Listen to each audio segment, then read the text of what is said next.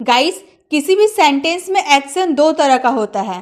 पहली स्थिति में सब्जेक्ट यानी कि कर्ता खुद काम करता है, जैसे मैं पत्र लिखता हूँ, वह खाना बनाती है, मैंने अपने जूते पॉलिश किए।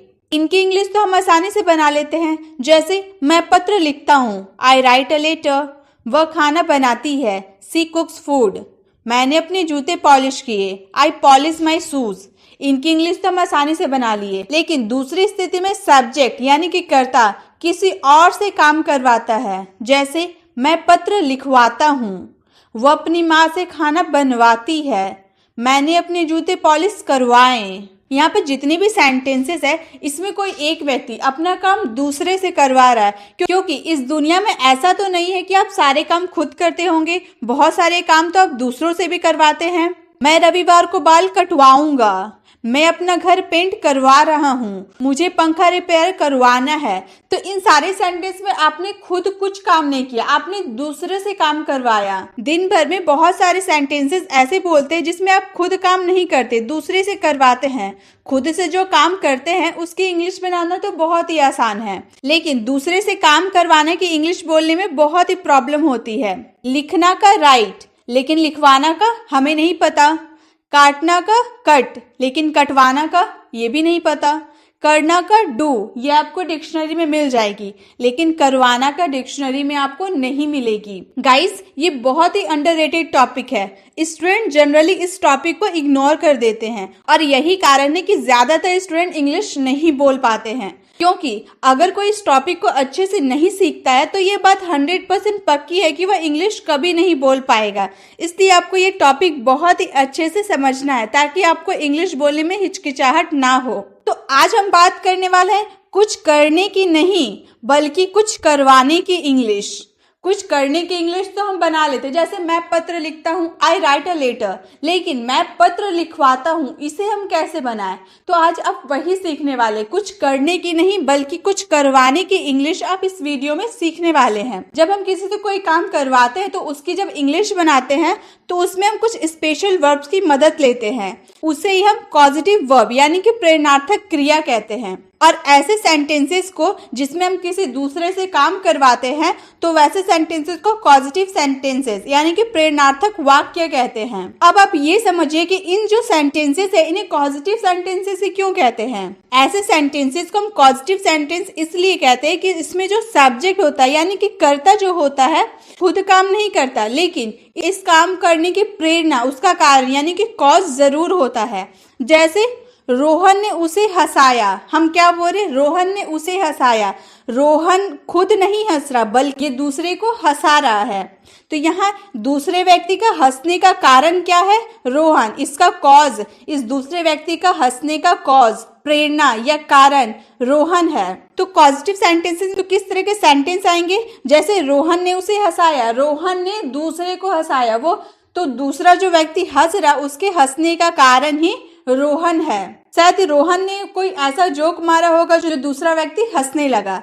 जैसे कि और एग्जाम्पल है, मैं अपने नौकर से खाना बनवाता हूँ, मैं खाना नहीं बना रहा, लेकिन खाना बनाने का कारण कॉज कौन है, मैं हूँ, क्योंकि मैं ही तो, मेरे ऑर्डर पे ही खाना बन रहा है, तो यहाँ पर खाना बनने का कॉज मैं हूँ। तो आपको समझ में आया कॉजेटिव सेंटेंसेस में किस तरह के सेंटेंस आएंगे, जो आप खुद काम नहीं करते, दूसरा कोई करता है, लेकिन वो काम का प्रेरणा, कॉज, कारण आप होते हैं। तो आप ये बात तो समझ गए होंगे कि कॉज वर्ड से ही पॉजिटिव वर्ड आया है, इसलिए ऐसे सेंटेंसेस को हम पॉजिटिव सेंटेंसेस कहते हैं। तो चलिए अब हम मेन चीज को समझते हैं। गाइस, आपको पॉजिटिव वर्ब के यूजेस को सीखने से पहले आपको पॉजिटिव सेंटेंसेस के स्ट्रक्चर को सीखना होगा।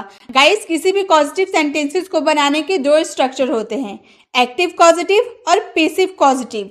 अब एक्टिव पॉजिटिव किसे कहते हैं, किसी सेंटेंस पे जब काम करने वाला व्यक्ति यानी कि डूअर सबसे ज्यादा महत्वपूर्ण, यानी जब वो काम करने वाले व्यक्ति पर जोर दिया जाता है, वह एक्टिव पॉजिटिव कहलाता है। मतलब ऐसे सेंटेंसेस में जो हम लोग का डूअर होता है वह एक्टिव होता है। डूअर के बारे में पहले से ही बता दिया जाता है, हमारा फोकस सबसे ज्यादा किस पे होता है, डूअर पे होता है, डूअर पे ही सारा स्ट्रेस दिया जाता है।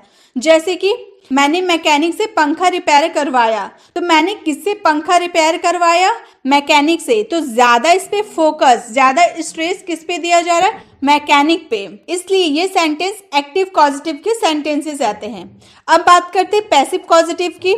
जब किसी सेंटेंस में काम, वह चीज जिस पर काम हो रहा है ज्यादा महत्वपूर्ण होता है, उसके बारे में पहले से ही बता दिया जाता है, वह पैसिव कॉजेटिव होता है। क्योंकि ऐसे सेंटेंस में डूअर यानी जो काम करने वाला व्यक्ति होता है वो पेसिव यानी कि परोक्ष हो जाता है। मतलब ज्यादातर केसेस में डूअर का जिक्र भी नहीं किया जाता है, क्योंकि ज्यादातर केसेस में डूअर के बारे में बताने की जरूरत ही नहीं पड़ती। मैंने पंखा रिपेयर करवाया, लेकिन किससे करवाया ये मैंने नहीं बोला, बस इसमें ज्यादा स्ट्रेस किस में जा रहा है? पंखा पर। पंखा रिपेयर, कोई चीज हम लोगों ने यहाँ पर देखा ना, वो चीज जिस पर काम हो रहा है वो ज्यादा महत्वपूर्ण हो रहा, तो किसका रिपेयर करवा रहे हैं हम लोग? पंखा पर। तो ज्यादा फोकस हम लोग का पंखा पर होगा, इस पे ज्यादा स्ट्रेस हम लोग का पंखे पे दिया जा रहा है, यानी उस चीज पर जिस पर काम हो रहा है, ना कि उस व्यक्ति पर जो काम करवा रहा है। वो व्यक्ति अंडरस्टूड है कि पंखा रिपेयर करवाया तो किसी मैकेनिक से ही, लेकिन डूअर अंडरस्टूड रहे या ना रहे,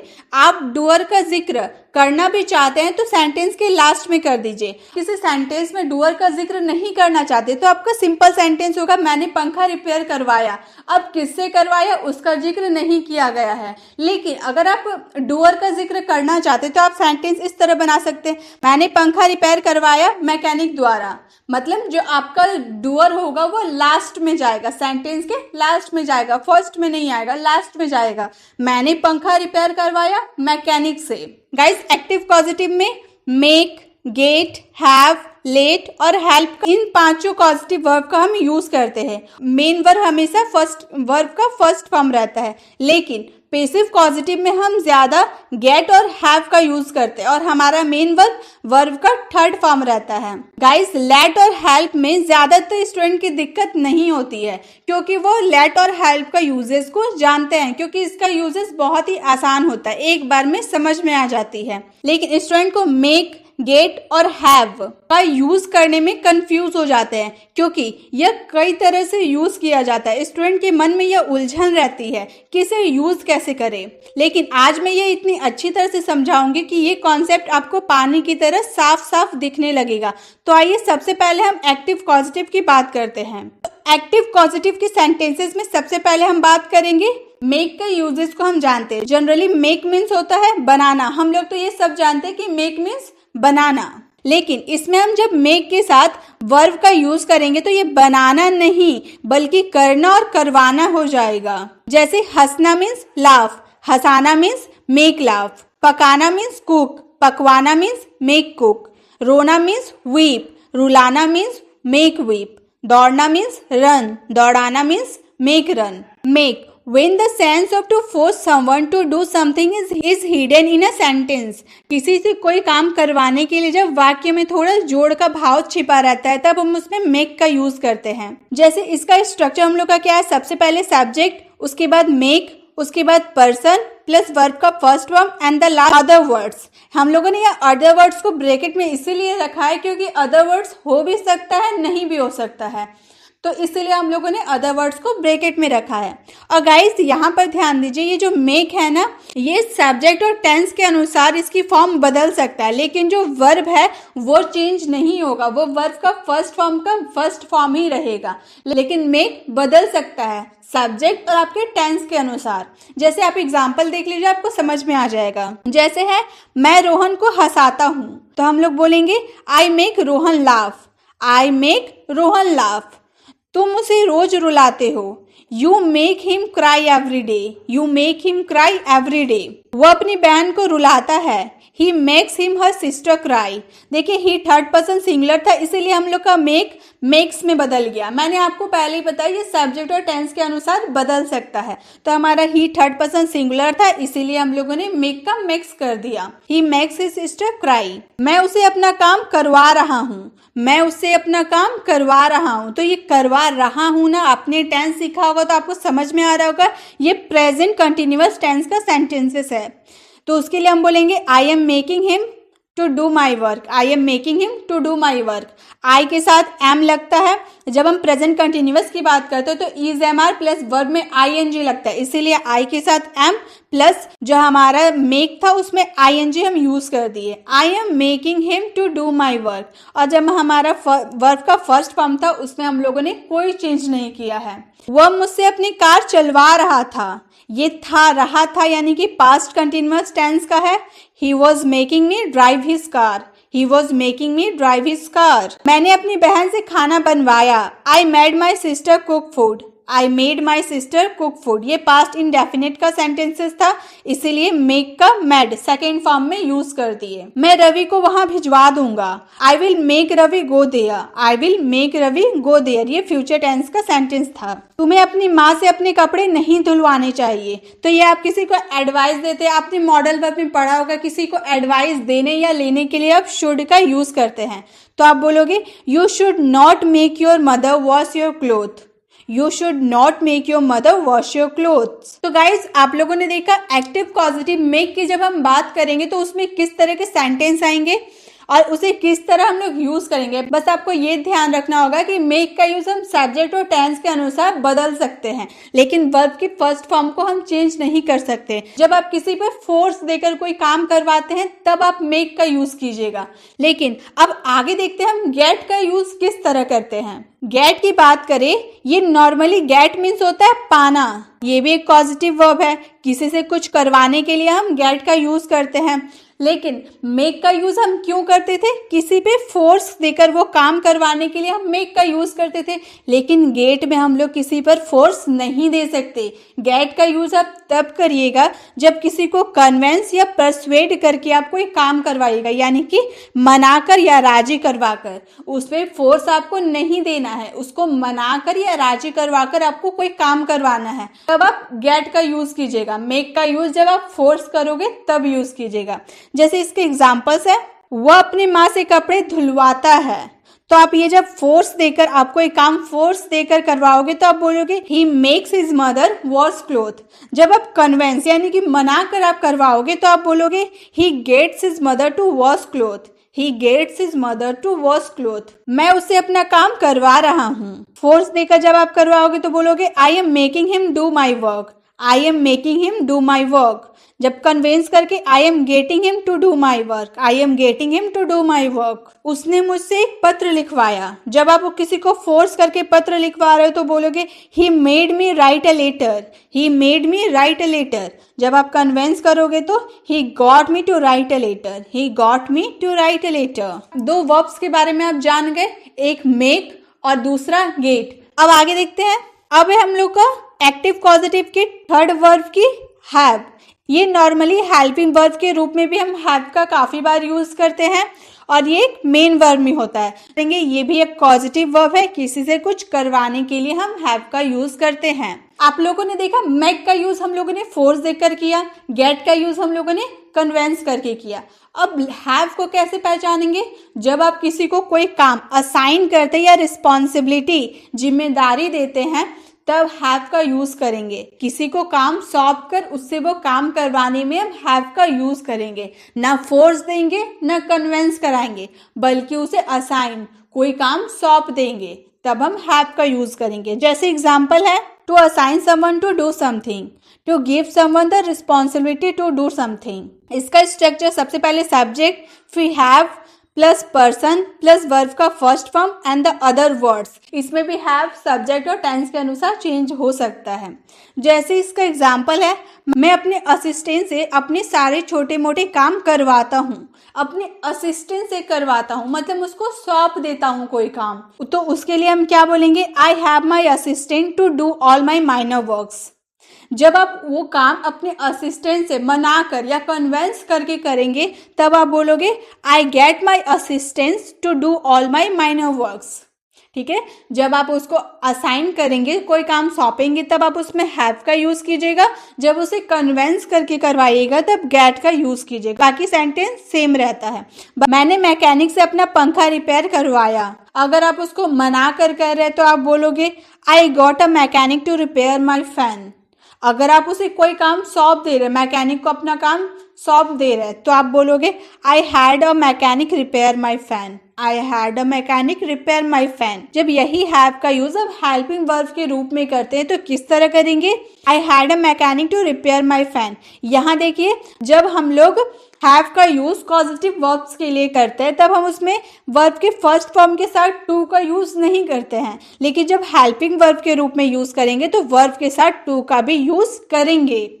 तो इसके लिए जब आप बोलोगे ना मेरे पंखे को रिपेयर करने के लिए मेरे पास एक मैकेनिक था, जब आप ये सेंटेंस बोलोगे ना, ये पॉजिटिव सेंटेंस नहीं है। आपका पॉजिटिव सेंटेंस कैसा होता है? जब आप किसी से वो काम करवाते हो, चाहे फोर्स देकर करवाओ, उसको कन्वेंस करके कराओ या फिर उसे सौंप कर करवाओ। मैं किसी अच्छे डॉक्टर से इस बीमारी का इलाज करवाऊंगा ये फ्यूचर टेंस का है, तो हम बोलेंगे I will have a good doctor treat this disease. अब जब आप कन्वेंस करके करवाओगे तो I will get a good doctor to treat this disease. तो आपको समझ में आ गया होगा मेक, गेट और हैव का यूजेस। अब आगे देखते हैं लेट का यूजेस हम किस तरह करते हैं। लेट का यूजेस जनरली स्टूडेंट को बहुत आसानी से समझ में आता है। To allow, permit someone to do something. इसका स्ट्रक्चर है subject plus let plus person plus verb का first form and the last other words. आ भी सकते हैं, नहीं भी आ सकते। जैसे मैं उसे वीडियो गेम खेलने देता हूँ। I let him play video games. I let him play video games. उसने मुझे अपनी साइकिल चलाने दी। He let me ride his bicycle. ये पास्ट इंडेफिनिट टेंस का सेंटेंसेस है कि उसने मुझे अपनी साइकिल चलाने दी, ये पास्ट का हो गया।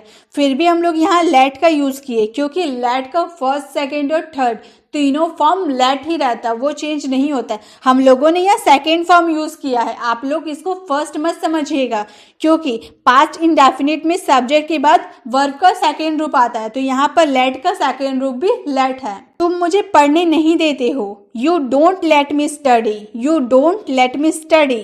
क्या तुम मुझे पढ़ने दोगे? Will you let me study. Will you let me study. तो लेट का यूज कब किए? जब किसी को अलाउ या परमिट देना हो तब हम लेट का यूज करेंगे। अब आगे, अब हेल्प। हेल्प भी बहुत इजी है। To assist someone to do something. किसी को कोई काम करने में मदद करना। Help is not a pure causative verb, it's a semi causative verb और weak causative verb. Guys, help एक पुअर कॉजेटिव वर्ब नहीं है, इसे हम सेमी कॉजेटिव वर्ब या वीक कॉजेटिव वर्ब भी कह सकते हैं क्योंकि हेल्प वाले सेंटेंसेस में मेन काम तो दूसरा व्यक्ति ही करता है, लेकिन थोड़ा ना थोड़ा काम करता है, दूसरे व्यक्ति को काम करने में मदद करता है। पहले इसका स्ट्रक्चर है subject plus help plus person plus two plus verb का फर्स्ट फॉर्म। वर्ब का फर्स्ट फॉर्म का आगे हम लोग को टू लगाना है and the last other word. अब यहाँ पर मैंने टू को ब्रैकेट में लिखा है। आप टू का यूज कर भी सकते हैं, नहीं भी कर सकते हैं, आपका मन।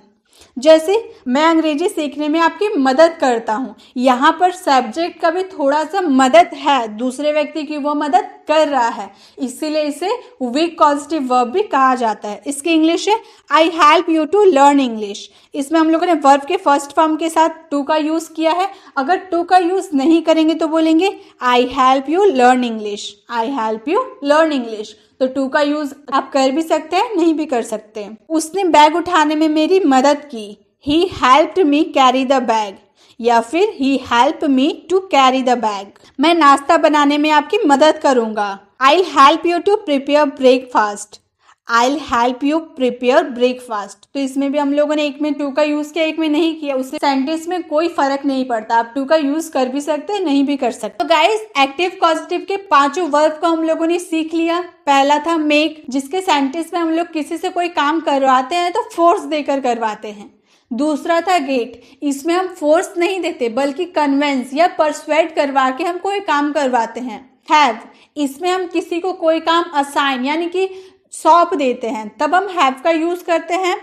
लेट, इसमें हम अलाउ या परमिट करते हैं कोई काम करने के लिए, तब हम लेट का यूज करेंगे। और हेल्प, ये एक सेमी पॉजिटिव वर्ब है, वीक पॉजिटिव वर्ब है, इसमें सब्जेक्ट भी थोड़ा ना थोड़ा दूसरे व्यक्ति का मदद करता है। तो एक्टिव पॉजिटिव की बात हो गई। अब बात करते हैं पैसिव पॉजिटिव की। गाइस, जैसा कि मैंने वीडियो के शुरुआत में ही आपको बताया था कि पैसिव कॉजेटिव में कैसे सेंटेंसेस आते हैं? ऐसे सेंटेंसेस आते हैं जिसमें डूअर पे फोकस नहीं किया जाता है, बल्कि जो चीज पर काम हो रही है उस पे फोकस किया जाता है। तो पैसिव कॉजेटिव वर्ब में मोस्टली टू कॉजेटिव वर्ब का यूज किया जाता है, गेट और हैव का। ऐसे सेंटेंसेस में डूअर होते हैं वो अंडरस्टूड होते हैं, जैसे मैंने अपनी गाड़ी रिपेयर करवाई। इस वाक्य में मैंने किससे गाड़ी रिपेयर करवाई ये नहीं बताया गया है, क्योंकि वह अंडरस्टूड होता है कि गाड़ी रिपेयर करवाई तो किसी मैकेनिक से ही तो करवाई होगी।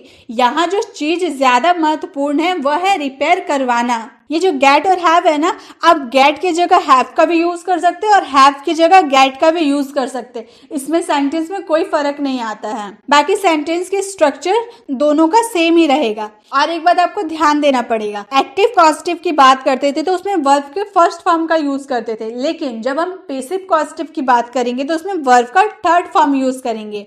और बाकी गेट और हैव का जो स्ट्रक्चर होता है वो दोनों का सेम होता है। सबसे पहले सब्जेक्ट लगाएंगे, अगर आप गेट लगाना है तो आप गेट लगा सकते हैं, हैव लगाना है तो आप हैव यूज कर सकते हैं। प्लस थिंक, जो आप चीज की बात कर रहे हैं वो, प्लस वर्ब का third form, plus by person. अगर आप किसी पर्सन का जिक्र करना चाहते हैं तो लास्ट में यूज कर सकते हैं, अगर नहीं करना चाहते तो नहीं लिख सकते हैं।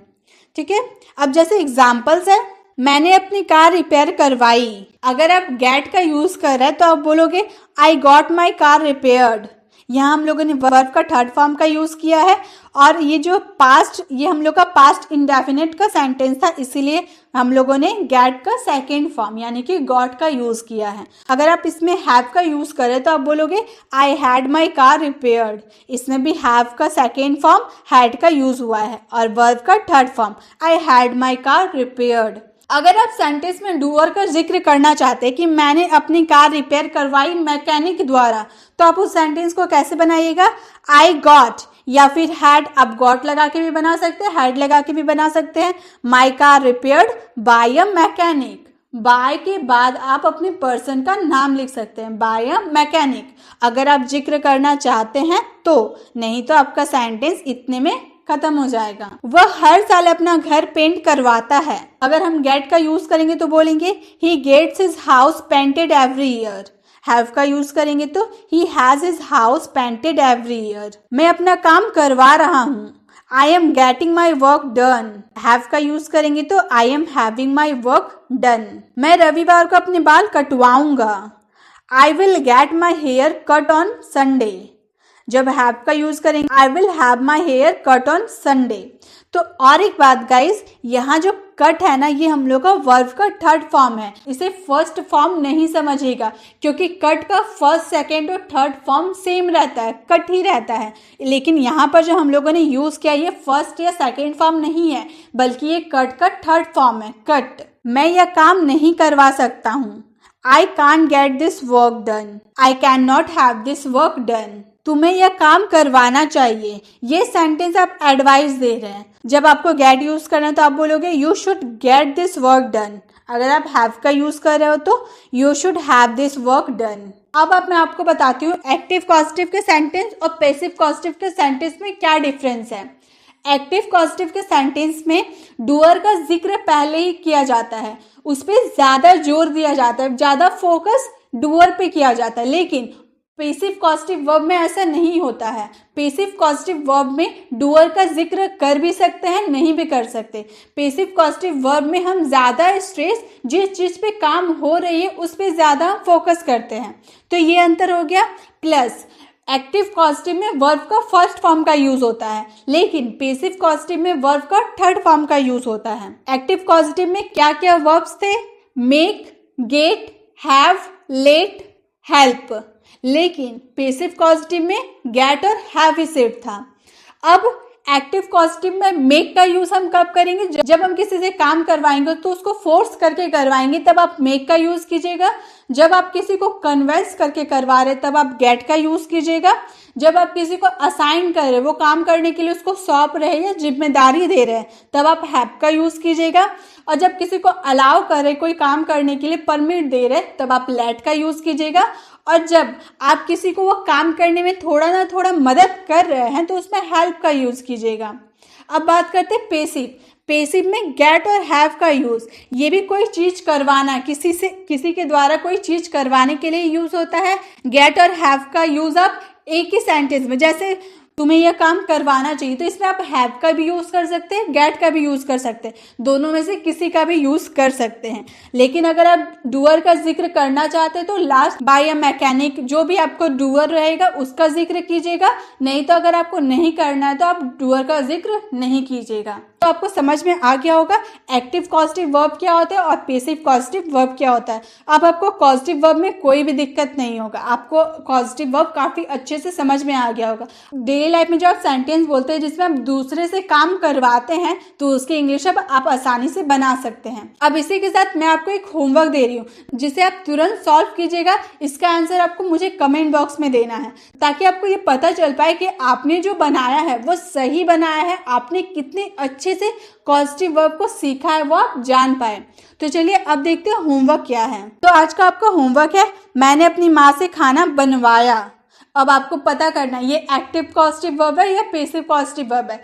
इसमें make, get, have, help, let किसका यूज करना है ये आपको देखना है और इसका आंसर कमेंट बॉक्स में करना है। तो गाइस ये था कॉजेटिव वर्ब का कॉन्सेप्ट। आई होप आपको वीडियो पसंद आई होगी। आपको यह वीडियो कैसी लगी कमेंट करके ज़रूर बताएं। अगर अच्छी लगी तो इसे लाइक ज़रूर करें और उन लोगों को ज़्यादा से ज़्यादा शेयर करें जो इंग्लिश सीखना चाहते हैं। अगर आप चैनल पर नए हैं तो आने वाले वीडियो की नोटिफिकेशन पाने के लिए इस चैनल को अभी सब्सक्राइब कर बेल आइकन को दबाकर ऑल नोटिफिकेशन ज़रूर ऑन कर ले। मिलते हैं नेक्स्ट वीडियो में, तब तक के लिए कीप लर्निंग।